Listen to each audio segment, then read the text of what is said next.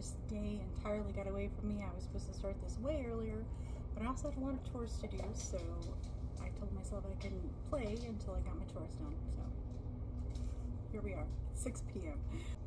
We're gonna do a few things today. We're gonna make something I've made it before, and I've canned it, and this is called chicken chili verde. Basically, it's chicken, beans, jalapenos, salsa verde, some garlic, onion, and some salt, jalapenos, and it's pressure canned. So we're gonna do that. And I got that recipe from this book right here, and I use this book basically all the time.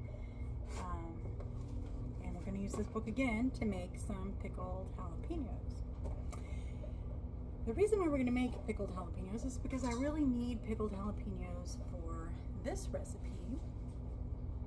And I picked up fresh jalapenos, so I had an option. I could go back and buy a jar of pickled jalapenos, or I could just make some. I'm going to put the fresh jalapenos in the jar and can it, it'll be fine. But with the rest of the jalapenos, which I've already chopped up, we're going to make pickled jalapenos in a brine. So we're also going to make some basil salt with the basil that I harvested out of my green stalk yesterday. We're going to start with the hardest one first, and that is the chicken chili verde. So I can get this mess out of the way. Then we'll move on to the jalapenos. Alright, so my microphone was cutting out here. I am going to start by heating up some chicken broth. That is chicken broth that I canned from some chicken that I made a while back. And here I'm going over the ingredient list where I need 2 pounds of diced chicken breast. And I'm going to eventually show you the white beans that I've canned previously that I will not end up using. It calls for green onion. I'm going to use a white onion instead. And the jalapeno, well, salsa verde, and the jalapenos. Sliced jalapenos. Well, we've already talked about that. I don't have any pickled ones, so I'm just going to dice some 4 tablespoons of raw, fresh jalapenos. I don't like cilantro. I'm not putting that in there. 2 garlic cloves sliced. So we're going to go with the garlic. And 2 teaspoons of salt. This is per pint jar. Putting these in pint jars. Oh no. For 4. So I got a quarter of that. Okay. So this is for 4 pint jars. And then I have my chicken broth over here. Alright, so we're going to start with this. I'm wearing gloves because it's jalapenos and they're hot. And I also have a boo-boo on my finger and I don't want to hurt myself more. Alright, good job. Next one.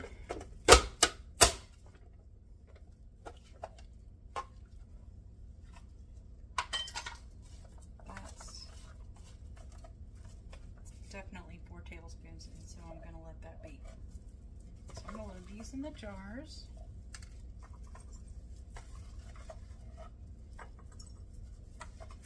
I'm not being precise.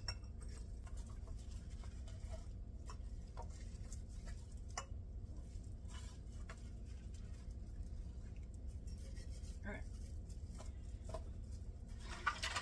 The rest of these, I'm slicing them, and I have an actual mandolin that I got out to do this with. So I can have nice uniform slices. And see if I like this one. Good.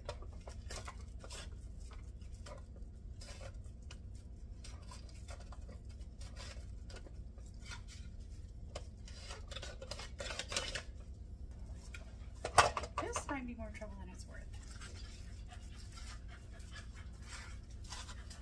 If you hear dogs, it's because they're behind me.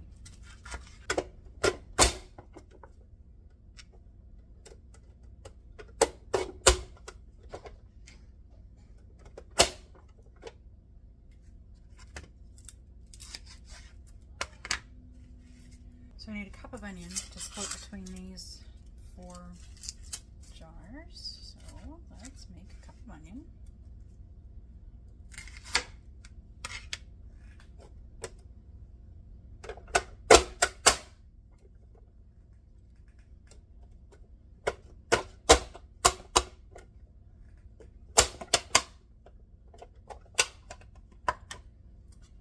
What a nifty little tool. Okay. So that means a 1/4 cup per jar. And this is a 1/4 cup.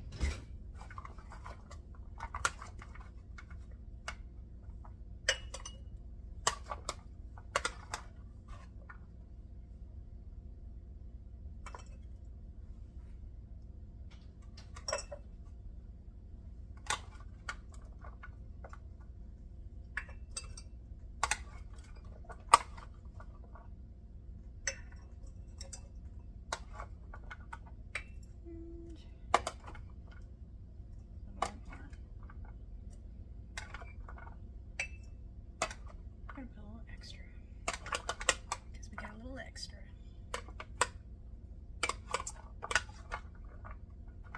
If I put too much extra, we won't have room for everything. Okay. What is it? 1/4 cup of beans per jar? Where's my thing? Oh. And these beans I canned a while back. I mean, they're fine. They look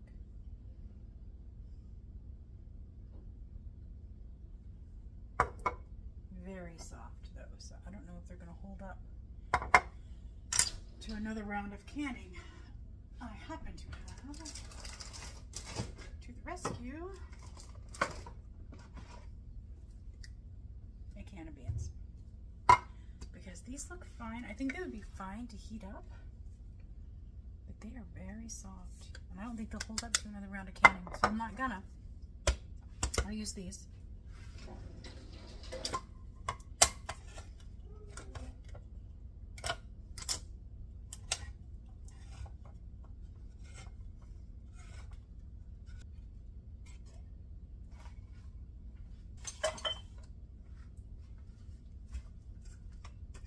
Okay, 1/4 cup per.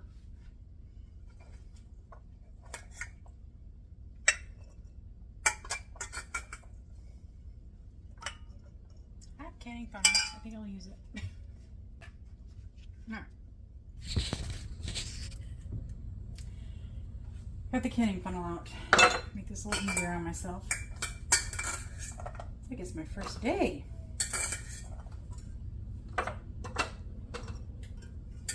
And then I'm going to go ahead and split the rest of this. I won't need these for anything else. Okay. That's that. 1/2 teaspoon of salt, and I'm using, this is canning salt.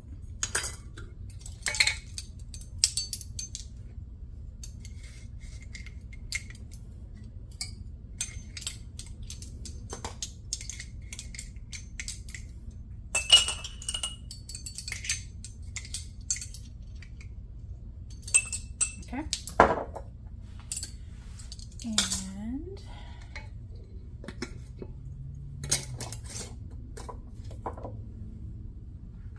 garlic, same thing.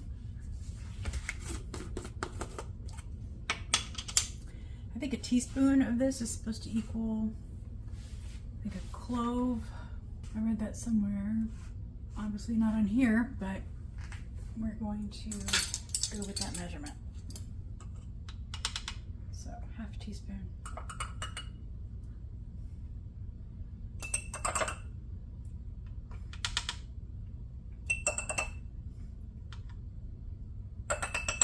Garlic. Now the chicken. We're gonna put the gloves back on for the chicken. So I found this chicken at Walmart. It is already diced a chicken breast with red meat, 2 pounds. So this is exactly what I needed for this project. And they made it very convenient for me. So we're just going to split the chicken that's in here into these 4 jars. They're already chopped.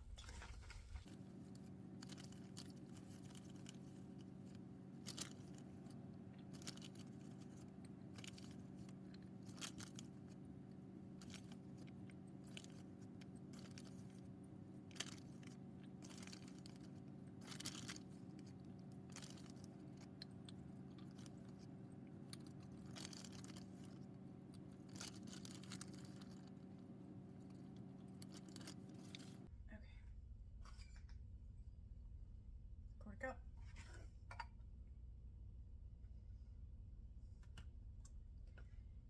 And funnel, funnel, funnel. Why is it not within reach? Where did I put the funnel? Oh, where did I put the funnel? Hold, please. Okay, now we have a funnel.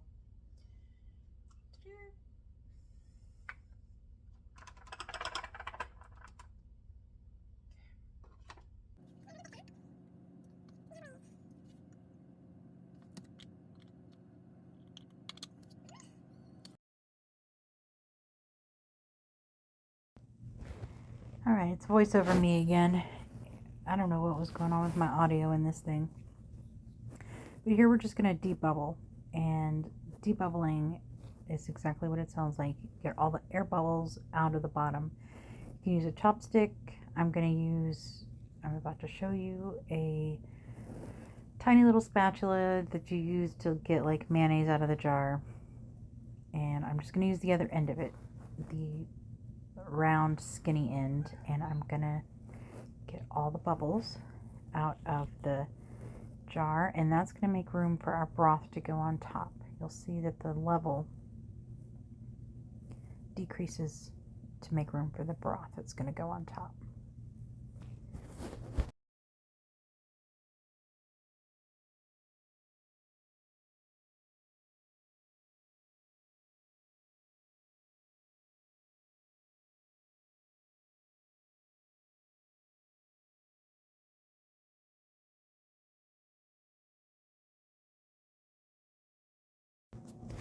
And here I'm showing you the headspace measuring tool, and we are making these to 1-inch headspace, which is the tallest.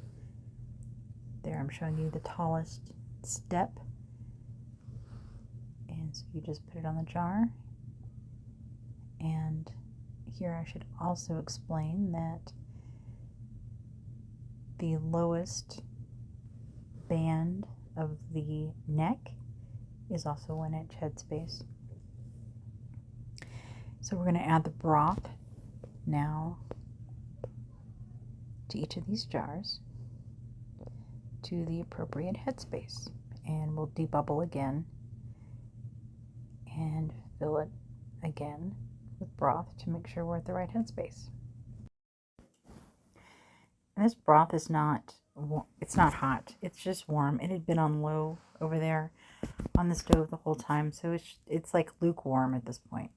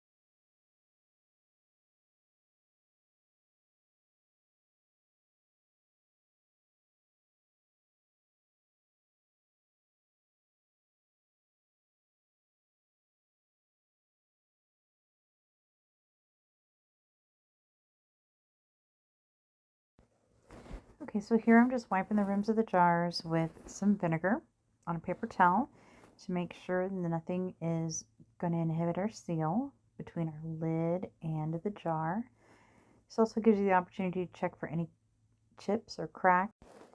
So here I'm placing the lids on the jars, and I'm explaining that the little orange band there it's the compound that holds that creates the seal.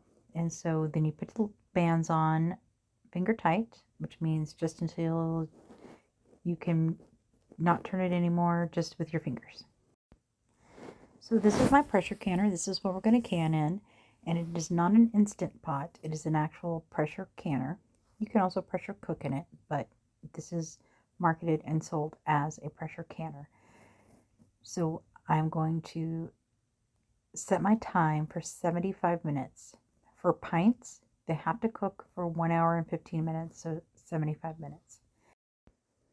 So I'm showing you the inside. It looks like an Instant Pot. It has a trivet, but I'm only going to fill this up about 2 to 3 inches with water. I've placed the jars in on the trivet and the water is in. And so now we're going to close it up and set the timer. So what's going to happen is everything was cold that we started with.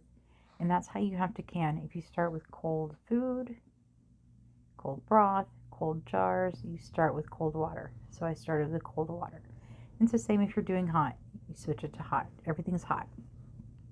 So on this, all I'm doing is opening the pressure valve to allow it to steam. I'm setting it on, I'm pushing the water bath button, but I'm not water bathing. If I was water bathing, I would put the water up above. I'm showing you the jars, but that's not what we're doing. We're pressure canning.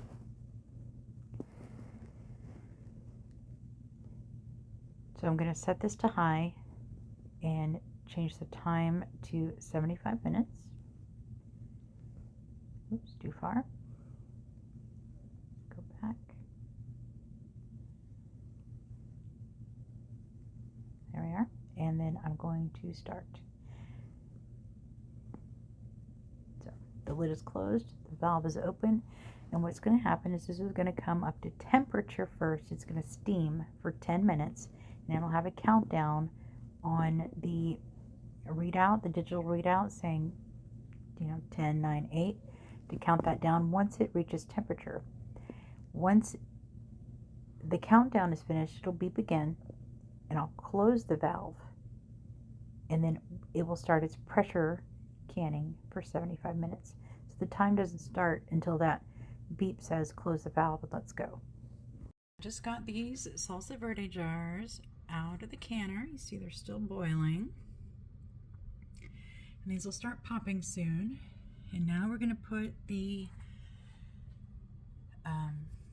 jalapenos. And we're going to put these in, but these are water bath, so you're going to get to see both processes here today. So this pickled jalapeno recipe, for a full recipe, calls for 3.5 pounds. I have just over a half a pound of fresh jalapenos here, so I'm going to decrease this by a lot. Alright, so with this, we're going to go ahead and make the brine in here, and I'm reducing this recipe by a great bit because I don't have enough jalapenos for the full recipe. So I'm going to do about a cup of vinegar and a cup of, it's equal water to vinegar, so I'm going to do a cup of each. Cup of vinegar, cup of water,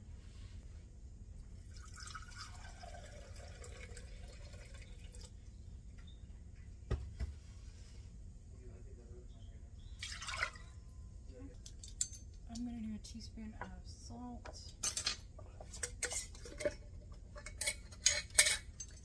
Now I'm kind of winging it, y'all.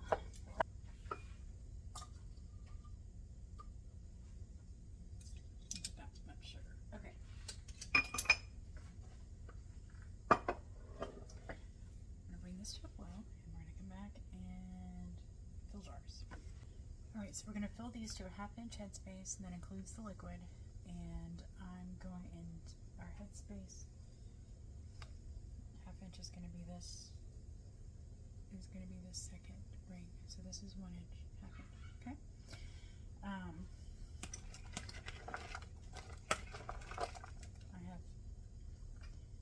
I have yard work injuries, so I'm going to use a spoon here.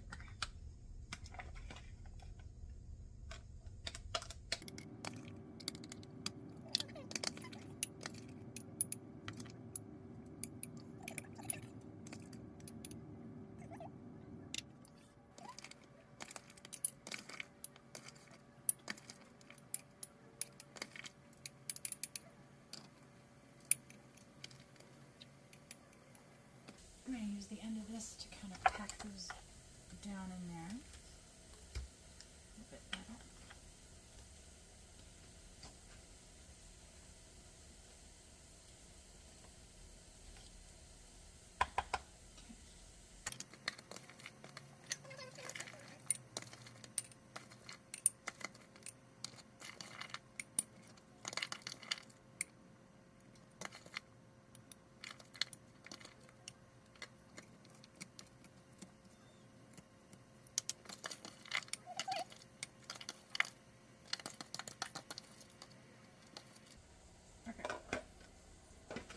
I'm going to put our garlic in each one. So this is the baby one.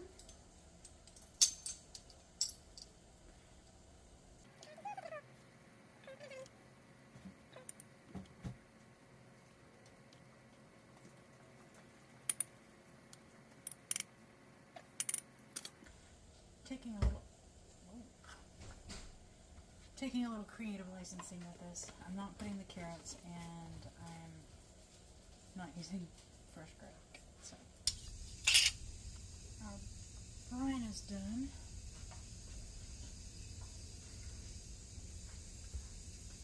I'm just going to ladle, that's vinegary, into our jar.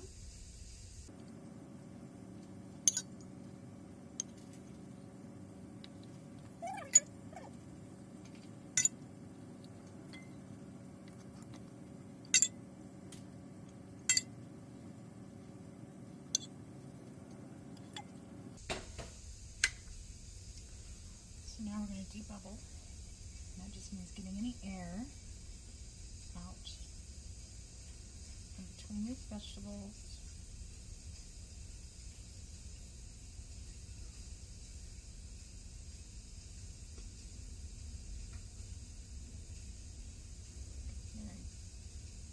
Wiggle around as best you can.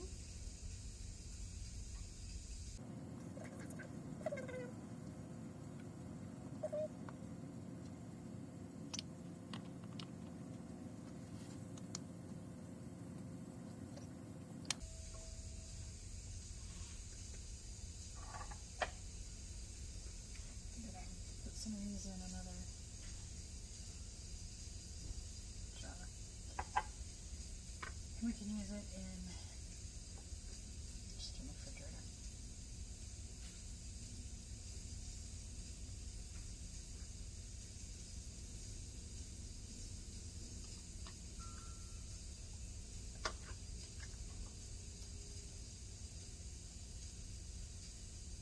And my canner's spitting back there.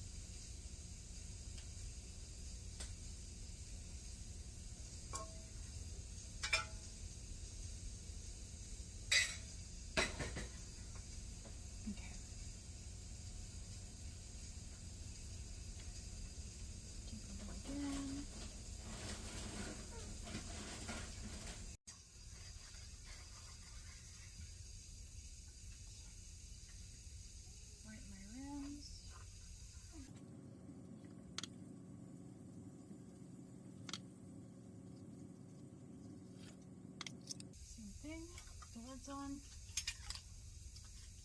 and the ring's on, finger tight.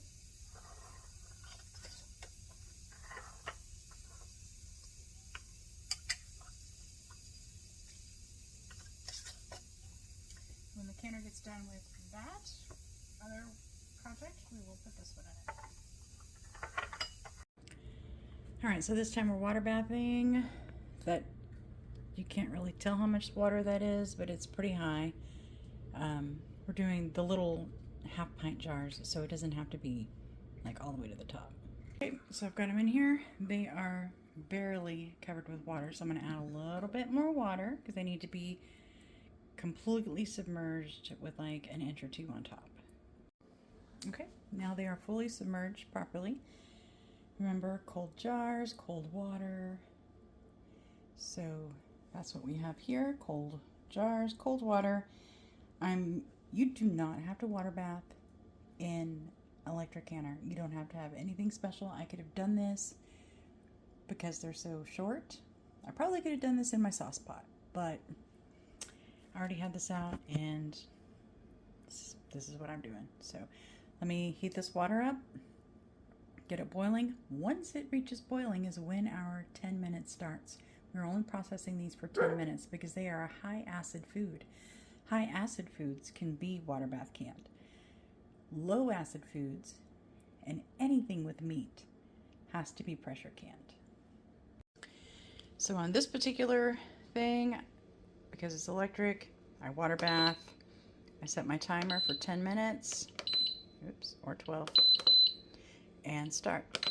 So the lid is closed, the vent is open. So we are going to now let this go. Once it reaches its boiling point, that's when it will start its 10 minutes. Okay?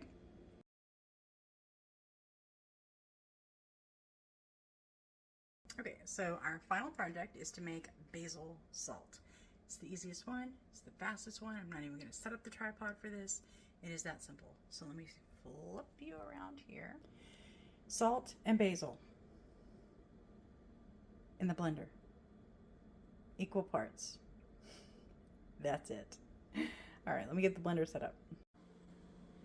All right, so the blender is set up now, and I'm just going to pour in my 1 cup of basil.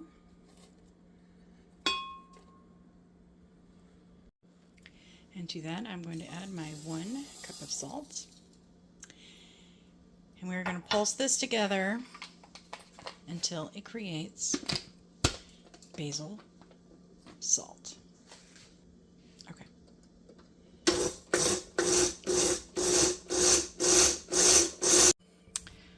I think we've done it. It's completely infused with the basil. You can use this for seasoning, but it's a good way to preserve your basil if you don't use a ton of it, like I had so much basil. And now I have salt. The next thing I'm going to do is just dump it out on some parchment paper, spread it out on this baking sheet, and I'm going to leave it out to dry. All right, there it is. Just gonna cover that up, let that dry overnight, maybe 2 nights, I don't know, till it's dry. That was fresh basil that I used, it wasn't dried. All right, there they are, all of our cans. Our jalapenos are boiling. Everything's done. I'm gonna leave these rings on all night and probably until I get home from work tomorrow to allow these to seal. And I'm not gonna touch them before then. That's my favorite part of canning right there. Man, that's so fun. After they have sat and sealed for the time, I will take off the rings and store them without the rings. And I just want to add to that I've learned my canning from not only books but from YouTube, and so I may not do things exactly the way that the USDA says you should do them. And if you don't agree with how I do it, then you should do it the right way. I don't think I did anything wrong today. I followed the book pretty well. But just in case you saw something you didn't like, I think I'm not going to die because I did it this way before. But you do it your way, and it'll all be okay. All right, friends, we are done.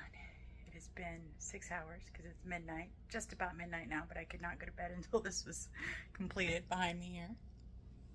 And so we're done, and I'm gonna go to bed because I gotta go to work in the morning. And I hope you enjoyed this and have a great week. We'll see you next weekend. Bye. All right, before we go, here is the dill that I harvested. That's the last of the dill plants. The dill in the front has already gone to seed. I'm gonna get the seeds off of that once they dry. And then sage, you know, for stuffing or smudge sticks to get the evil out of my children. I don't know.